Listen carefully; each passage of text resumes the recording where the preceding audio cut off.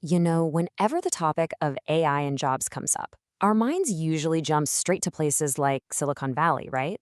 But what if I told you the biggest AI driven changes aren't happening there at all?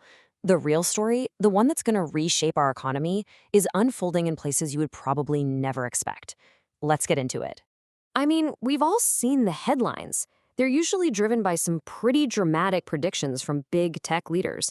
They talk about total job replacement in the next 5 or 10 years, painting this, almost sci fi picture where human workers just become obsolete. Okay, but look, that's all speculation about the future. The much more important question, I think, is what can the AI we have today actually do? Well, to figure that out, some researchers at MIT built this massive simulation. And what they found is completely redrawing the map of the AI economy. All right, so first, let's start with the story we all know. It's the one that gets all the attention in the news, the disruption happening in the tech world. This is the visible part of AI's impact, but it's just the beginning. This is what those researchers call the surface index. It's the AI we can see, the stuff affecting software developers and data scientists. And if you look at a map, it's pretty much all clustered in those coastal tech hubs, like California and Washington. But here's the kicker. All that noise, all those headlines, it only adds up to about 2.2% of the total wages in the entire American workforce. Just 2.2%. It's a real impact for sure, but it's barely scratching the surface of the full picture. Okay, so if that's just the tip of the iceberg, what in the world is hiding underneath? This is where the story gets really, really interesting and reveals a much bigger and pretty much invisible transformation. To get that full picture, MIT's Project Iceberg did something pretty incredible. They basically built a digital twin of the entire US labor market. First, they mapped out 151 million workers and all their skills. Then, they analyzed what over 13,000 real-world AI tools could do. And finally, they simulated billions of interactions between humans and AI to see where the real overlap is. And the results? Wow, they're a game changer. The full iceberg index shows that 11.7% of the work we do is exposed to AI automation. And get this isn't some pie-in-the-sky prediction for 2030. This is what's possible right now. So what does that look like in dollars and cents? We're talking about $1.2 trillion in wages. This hidden, automatable work is 5 times bigger than all that visible disruption we see in the tech sector. This is systemic. Now, it's really important to get this straight.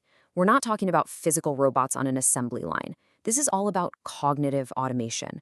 Think about all the white-collar tasks, financial analysis, HR paperwork, and yeah, especially the logistics and administrative work that keeps our manufacturing and supply chains humming. That's the stuff that's really exposed. And this discovery leads to a massive plot twist, right? If the real risk isn't all concentrated in the tech hubs, then where is this massive trillion-dollar exposure actually located? The answer completely flips the script on what we thought we knew. Okay, so look at this. On the left, you've got that surface index map. See how it's all lit up on the coasts? But then on the right, that's the real map, the full iceberg index. The exposure is everywhere, but it's especially bright right in the country's industrial heartland. And this is the real shocker. The places with the highest risk, it's not Silicon Valley.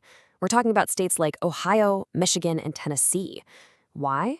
Because they have this huge number of white-collar jobs that support all that manufacturing and logistics, and those are the jobs that are super exposed to this kind of AI.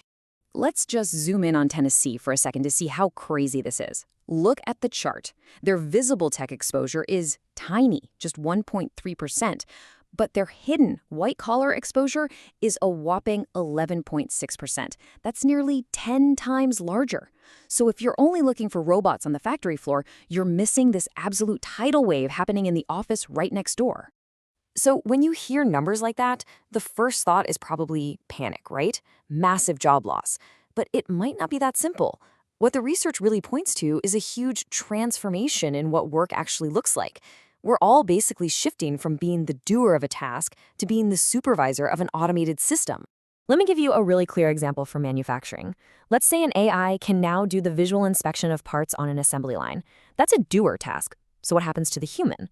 Well, their role shifts to supervisor. They're the ones overseeing the AI system, handling the weird exceptions it can't figure out, and coordinating its work within the bigger supply chain. See? You're not doing the task anymore. You're managing the intelligent system that does. And the reason we can trust these insights is just the sheer scale of the project. I mean, think about it. They mapped the entire workforce, analyzed thousands and thousands of AIs, and then ran billions of simulations. It's how we get this incredibly detailed picture of our economic future. And that's really the whole point of this. It's not about creating panic. It's about giving leaders a data-driven map so we can actually plan for the future, so we can be proactive instead of reactive. And who desperately need a new map like this?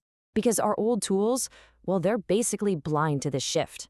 Traditional things like GDP and unemployment, they're lagging indicators. They tell us almost nothing about this hidden risk until it's way too late. The good news is, leaders are already starting to use this tool. You've got states like Tennessee, North Carolina, and Utah using the index as a kind of early warning system. It lets them pinpoint the hot spots, prioritize where to spend money on retraining, and even test policies in the simulation before they roll them out for real. So, what's the big takeaway here? It's that we finally have a clearer map of the huge economic transformation that's coming. The hidden risks are now visible, from logistics coordinators in Ohio to financial analysts in South Dakota.